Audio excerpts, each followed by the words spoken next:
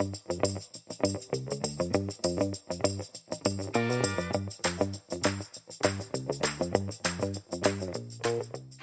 hello everyone, and welcome to Debra and Peter Are Doing a Podcast with Deborah Alcott-Tyler, the Chief Executive of the Directory of Social Change, and me, Peter Wanless, and the President of Somerset County Cricket Club, who have had their first game of the season.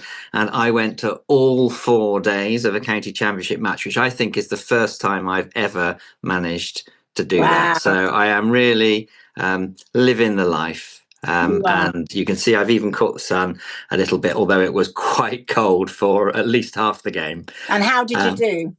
Well, we were playing the champions, Nottinghamshire, and we got a very creditable draw. I think we were on top of the game. Everyone played pretty well.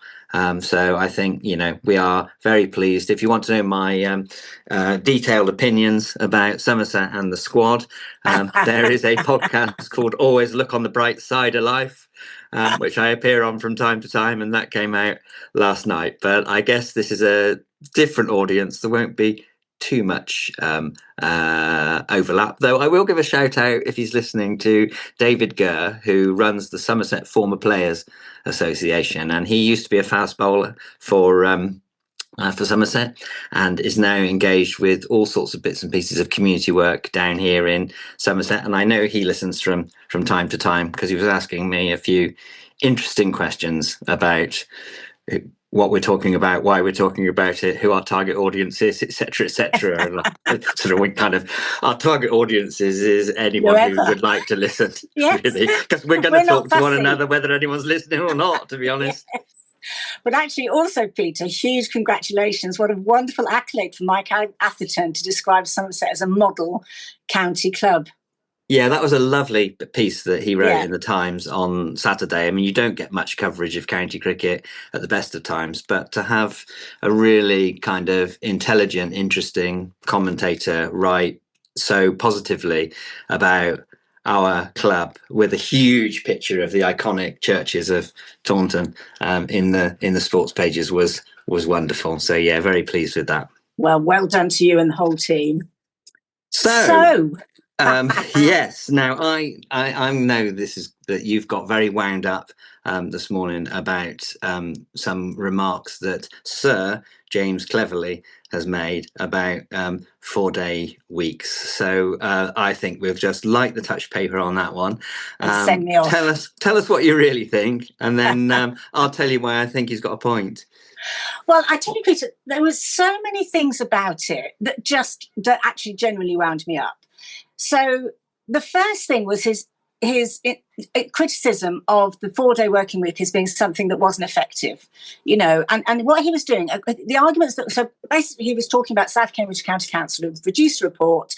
They do a 4-day working week, and what they've shown is that it's very effective. Productivity's up, morale is up, stress, time off, sickness, etc. is all down. So all good stuff.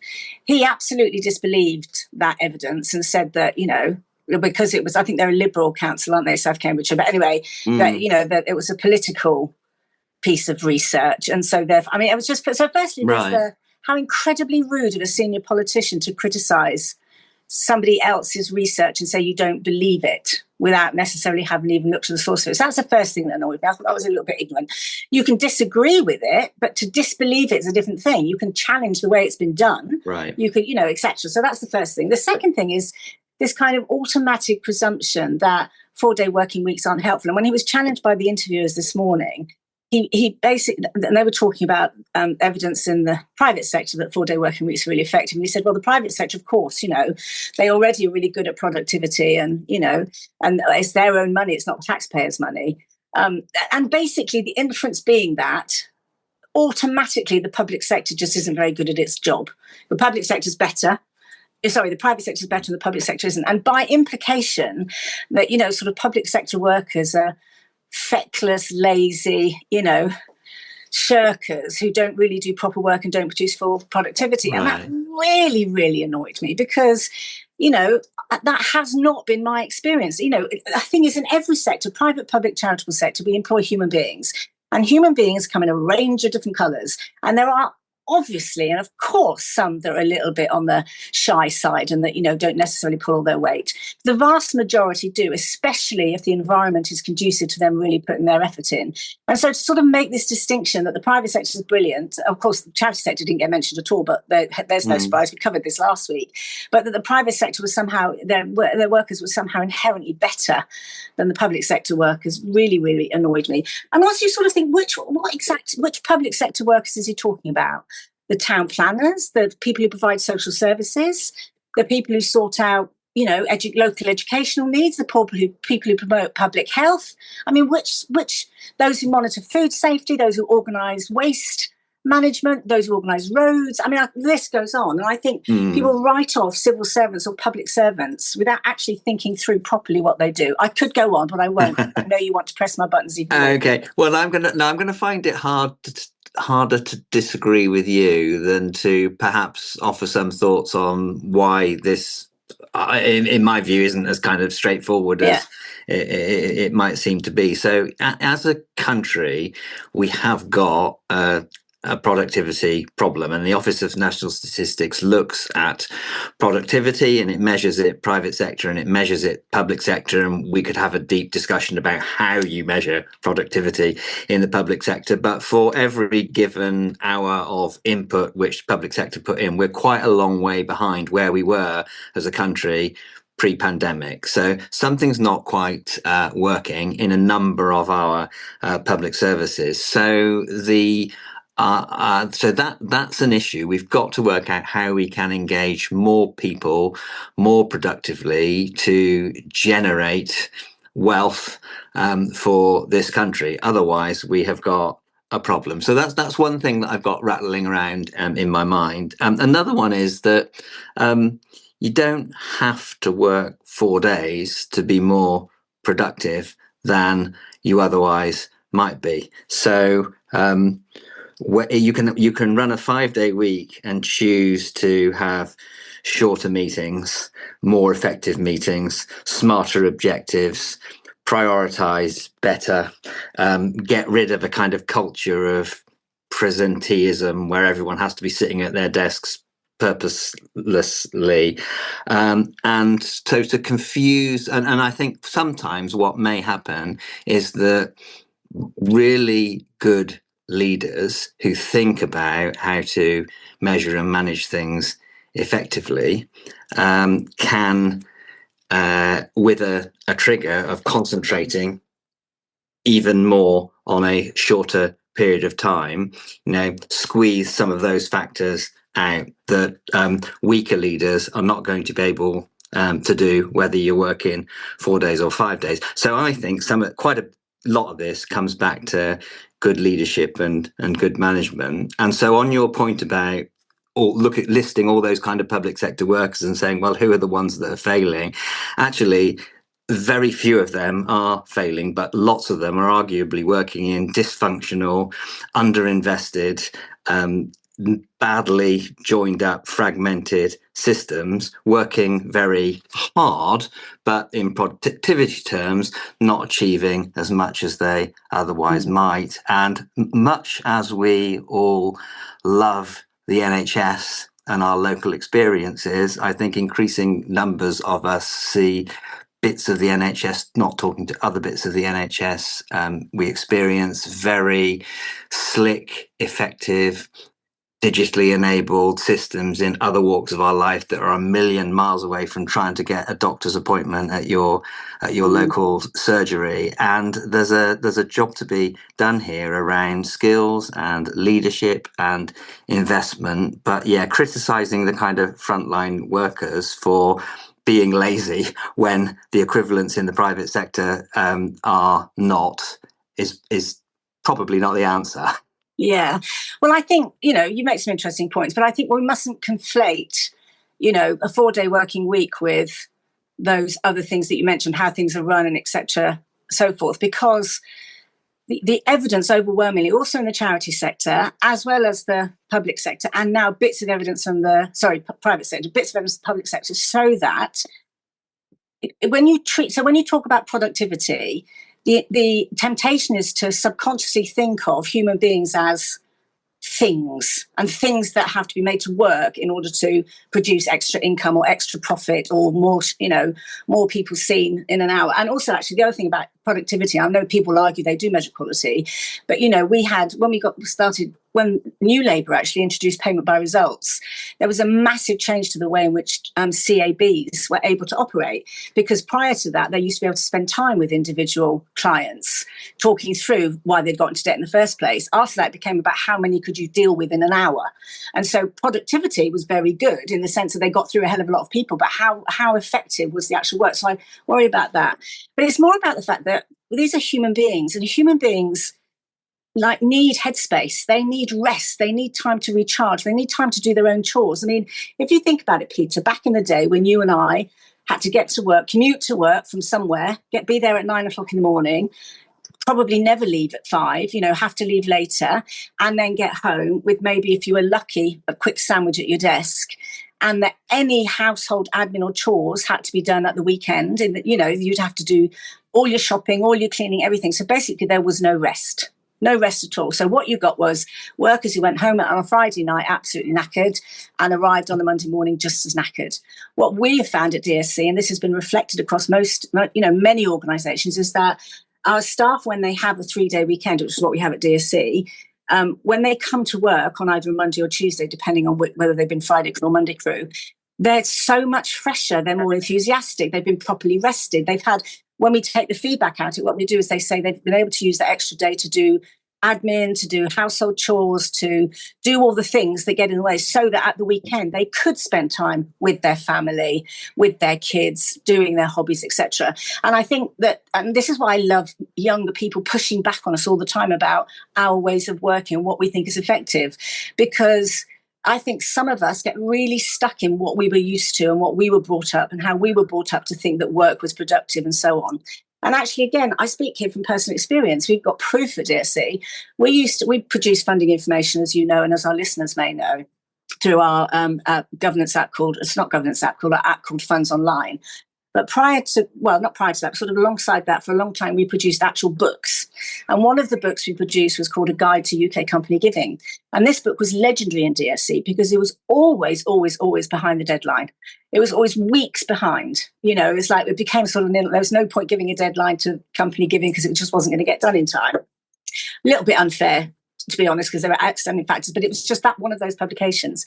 When we introduced our 3-day weekend, is what we call it, so people have blocks of break, but a 4-day working week, we were in the middle of doing UK company giving, and we finished, the team got all the entries done and ready to go to proofreading 6 weeks early on 4 days a week.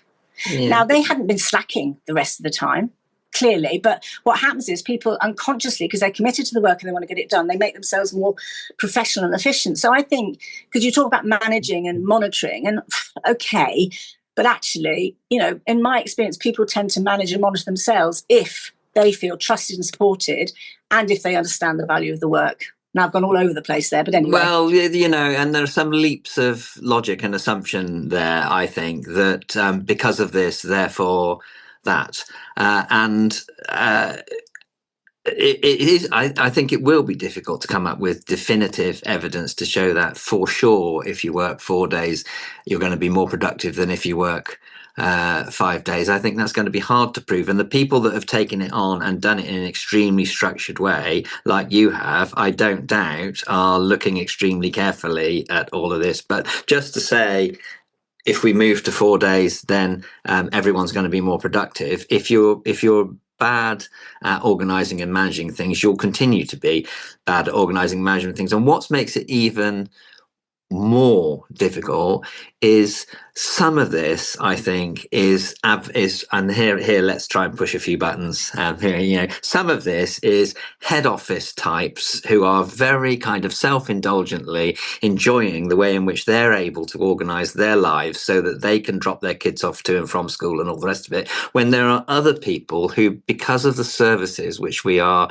providing, are obliged and required to work extremely antisocial and difficult hours in order to deliver outcomes to the customers or the beneficiaries that we want and need them to deliver of course, to. and that's the job that they've done, Peter. But interestingly, the people who tend to mostly object to this is precisely the head office people, the senior people, the directors, the owners of the companies, and the senior people, the senior politicians, who are the ones who say it's not right. The ones who say this is better, I am happy, and I'm more productive, tend to be the workers. And of course, there are always going to be people who have to do on-site stuff. Construction work, nurses, police officers, etc. So, well, we get that, but what we don't want to live in is a world where we say, well, if a waste management worker has to get up at 3:00 in the morning, and go outside in the cold, everybody has to. That's just nonsense. There are different, and also, never mind that, there are also other ways of enabling different kinds of hours for those people too. So I don't accept that at all. And not only that, but it's not just elite, Peter. If you go and have a look, almost all of the evidence, and there is quite a lot out there, of companies in particular, because they're the ones who've generally been doing the measuring and the monitoring, introducing 4-day weeks. Almost all of the evidence shows that it works. People are more productive. They do get more, however the organisations themselves define productivity, obviously. And they do have fewer absences. They have a happier staff with more morale. So it's not just made up. It's not an ideological thing of it's just better. No, it's because the evidence indicates that it is. Vulnerable people, sick people, criminals, they don't work 4-day weeks. They are active 24/7. And well, because if we want to deliver services that are available and addressing urgent and immediate needs of children and young people in distress, people who are ill, people who are the victims of crime or so on, then we need people present and available all the time. So if we're all going to move to a 4-day week because that's more productive, then we need many more people to cover those hours. Well, and that requires investment in because skills. The thing is, you're assuming that everybody's going to do a Monday to a Thursday and have a Friday off. That's not how it works. What most organisations, so we, for example, provide a full service at DSC 5 days a week, even though our staff have 3-day weekends because we have a Monday crew and a Friday crew. So we have people in to meet those needs and services then. So with a little bit of creativity and imagination, you don't suddenly end up with nobody being arrested on a Saturday night because all the police officers got the day off, or nurses. I mean, nobody's saying that. What we're saying is that in this modern, stressful, wall-aching world that we live in, we can take a more modern, compassionate view to our employees' terms and conditions and how they operate. And the evidence shows that when we do that, we don't suffer. The business doesn't suffer. The business doesn't go down. And in terms of, like 24/7 service in hospitals, etc., they already, people are already being flexible around that kind of thing. So now, for example, my doctor's surgery is open on a Saturday, which it never used to be. But what it means is that on a different day, there are fewer, so the coverage is across the week, which is much more efficient and effective, but there just might be slightly fewer doctors on any one day. So we can creatively work around it. Yeah. Well, that flexibility is desirable, I think, from every perspective. But yes. it's not easy to lead and to organise. And I still think if people move straight to the let's enable everyone to do less in terms of hours, that doesn't automatically mean, or different, that doesn't automatically mean that they will work more effectively and more productively. And if we step back, as I say, and look as a nation at the productivity of our services and the amount of wealth which we are creating and how we organise ourselves as a country, we are underinvested in all sorts of crucial public services. We are a low skill Peter, is that really true? We're still the 6th largest economy in the world. We still have an annual GDP of £3.2 trillion. We're the 6th largest out of about 200 different economies. This is a narrative that gets shoved at us all the time. Well, we don't have any money. We're feckless and lazy. We don't work hard enough. We're not creative. We don't, and it's just bullshit. Well, bullshit. We've got a lot fewer young people in education and training than we had 3, 4, 5, 10 years ago. Political choices, Peter. They're not about hours of work or productivity or stuff like that. They're about the way in which choices have been made to to support. I suppose I'm saying that if we're going to organise ourselves to create these opportunities for more flexible deployment of what I still believe will need to be more people for the 24/7 services. If everyone's going to work more flexible hours, then we're going to need to invest and improve the quality of our leadership and I wouldn't our disagree with that. management and the investment that we put in people. And so where is the failure? The failure, or a failure, is in spending billions and billions of pounds in capital investment on railways that don't reach their destinations, or tunnels that stop the bats from getting to the trains, instead of education and skills and Peter. leadership. I agree. I agree with all of that. I do. I think we can have it, but you're absolutely right. We need to skill up and we need to resource appropriately. But I just find that, some of these politicians with this kind of, stuck in traditional patriarchal ways of working are unhelpful to the future. And the reality is they can bitch and moan till they're blue in the face. Young people won't tolerate it. They're putting increasing pressure on us in our organisations to wise up and be more flexible and be more understanding, treat them as a human being, and good on them. And it can, and you are showing that it can be done. Yeah, absolutely. So, and not just us. Yeah. Lots of research out there. And it turns out South Cambridge County Council, but James cleverly doesn't believe a word of it. No, and it does default then to this kind of where you kind of went to, well, who are the feckless, hopeless people who are lazy and sitting around doing that? And it's my argument is absolutely not them. If we've got problems and disconnects and all the rest of it, it's we've got to look at the leaders, who, by the way, have always worked pretty flexibly and have found time to go and play golf on a Friday afternoon, and all the rest of it. Yeah. Although I did think it was interesting. This is me, I'm getting too old. Don't say that, because we're the same age. The guy from, in my attitudes, the guy from Marks and Spencer, who spoke out about not switching off when he was on holiday. Did you see that? I didn't see that. No, you did mention it. So I thought I did think that was quite interesting. What did he say? Well, he basically said, I'm not having all this stuff about when you're the leader of a company. It's ridiculous to imagine that you can drop everything and go and sit on a beach for 3 weeks or whatever and switch off entirely and then come back and pick it all up. That's not the way the world works. We need to be kind of around all the time. And I definitely, as a leader, was kind of around nearly all the time, and I chose to do that. And it did mean that when I eventually finished being a full-time CEO, I was relieved to do it. And there's only so much time you can operate in that way. But I found it more stressful and difficult to switch off completely than to just have a kind of weather eye on what was going on and be kind of available if necessary, so that when you go back to the office, it doesn't feel like you're running completely to catch up. And also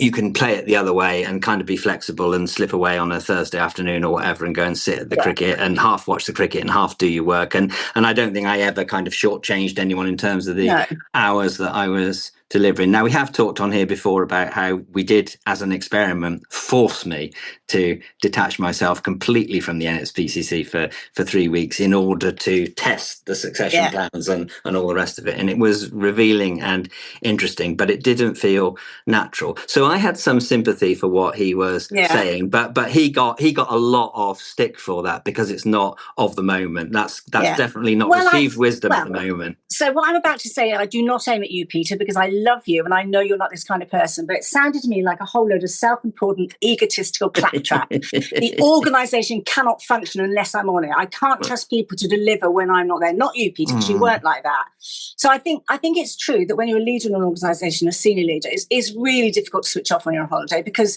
you carry the weight of responsibility, whether you're, in work or on a beach anyway. But there's a massive difference between not quite being able to switch off and actually working and interfering with your people. Yes, That's agreed. why we have this fantastic system at DSC, which I'm sure we've spoken about before, called acting in absence policy. Yeah. And what happens is when I go on leave, which I will be in May, one of my directors will be acting chief exec in my absence. They will go to the meetings that I ought to go to. They will have the same level of authority that I would have. I will expect them to make decisions while I'm away. And the rule is you only get in touch with me if you really can't proceed with this without me. They will have a connection straight to my chair. So if an issue crops up that they need to take to the board, they don't have to come via me. And that's the same at all levels in the organisation. So every manager will get someone to act in their absence while they're away. So you don't come back to a whole load of work that's built up because you've enabled somebody. Yeah. And also it comes back to the very excellent point you made earlier about leadership. Good leadership is where you grow leaders so that actually if you're not there, the thing doesn't collapse. So I feel sympathy for people who don't switch off because I can't either. I feel no sympathy at all for those people who think, if I don't stay in touch and check emails and check progress on things, that things are going to collapse, because that's bollocks. Yeah, agree. No, agree 100%. I suppose what I'm reflecting is you're an exceptional person if you are able to, as a CEO in one of these kind of huge responsible jobs, to compartmentalize to such an extent that your mind is utterly empty of your job when you're on holiday. I just think that's unrealistic. And even if you manage to empty yourself of the day to day, you're probably worrying away, thinking about when I get back. We've still got to solve that problem. And all of that is good because it creates a space for you to have to think in a different kind of way. So I suppose, I'd hate people to feel guilty about all of that, though it does mean that sometimes you're not as good a family member as you might be because you're not as present as you could be. And certainly one of the biggest tests I set myself when I stopped having one big full-on job and started doing sort of 2 or 3 things was then you really do need to compartmentalize, because you can't be sitting in your time with one organization worrying away about another one. We live a whole life, just as when we're at work, we will have family and personal stuff encroaching, and we will, be worrying about that row we had with our partner or, whatever. So, and I think that's a much healthier way to approach work, because it's, you can't say to people, leave your private self at the door, because that's just nonsense. Neither can you say realistically leave your work self. So that's why creating a flexible space where if people need time during the day because they've got personal issues to deal with, they get to do that and stuff like that. So no, I do agree with that. Although of course the advantage of going on a holiday with your family in the sun is sunglasses, because they can be talking to you, but they've got no idea at all that actually you've got your eyes closed while you're thinking about that funding application you've got to get in by the end of June. I thought you were about to tell us that you went on a holiday in disguise because you were such a sector celebrity that people were going to come up and accost you on the beach. Actually, I'll tell you what, though, several years ago now, quite a while ago, my partner and I went to Sorrento, and I was having a very severe mental health challenges at the time. My mental health was really, really poor. And when we went, he basically, there was one day and it just wasn't getting better. And he said to me, I want you to switch off every single notification, everyone. Yeah. So switched off WhatsApp, switched off Teams, switched off email, switched off everything apart from messages, because that's how my family communicates. Staff would never send me a text message that would be back via Teams, or unless it was an emergency, my acting in absence might. And I've never switched them back on. It was the best thing I've ever done, because what happened was I wasn't tormented by a little red dot or by something that said 132 unread emails. I only knew that people had contacted me if I physically went and looked. So sometimes, Peter, I miss your WhatsApp messages for several hours because I haven't gone and checked it and I don't get notified. So I would absolutely recommend that to everybody, and actually apply that like in life. Yeah, not just when you go on holiday, every single day. So you physically have to go and check Teams or WhatsApp or whatever your social communications channels are. Oh, I completely agree with that. Yeah. So I am not, having said that, I'm one of these people who never switches off, and I do not have my notifications on, other than for my Somerset president email account because hardly anyone has got the address, and they must think I do nothing but sit around waiting to receive emails from them, because when I get them, they're the one thing that come up on my screen, and I read them straight away and I sort of reply to them straight away. But everything else I have to make a deliberate effort to go and look at. And if I then feel I'm doing it too much, they now most of these smartphones, you can look at how many times you've checked particular apps every day, and that is quite sobering when you find out that you've looked at LinkedIn 30 times in a day or something. I mean, that's ridiculous. And I think also if you're the sort of chief executive or senior leader or director who thinks that they can't cope without you, your leadership's really poor. Because, leaders build leaders. You have to, because somebody needs to step in and take over. You're not going to be there when you're 120. Although the way our welfare system's going, nobody's ready to retire until they won't get their state pension until they're 100. We're already at 67. God knows poor Jose when he'll get his. But so it's so I would just say, our job as leaders is to lead and to create leaders. And you're not going to create them if you do the work for them. You've got to give them an opportunity to step into the space. And we've run out of time, apparently. I had other stuff I could have ranted about. Oh, okay. Well, we'll leave it for next time. But we're not here next week. No, we're not. And the following week, I think we may be here, but it might require some geographical, logistical fiddling. So watch this space, listeners, viewers. And listeners, this is how dependent we are on our podcast producer. Yes. Like Peter and I, completely helpless without him. He's off to Poland to a swanky AI conference next week, lucky sod. So, it's not because Peter and I don't want to. It's because the person who enables this without whom we are nothing. Yes. Okay, very everyone. Good. All right. Thanks. Bye. Take care. Bye.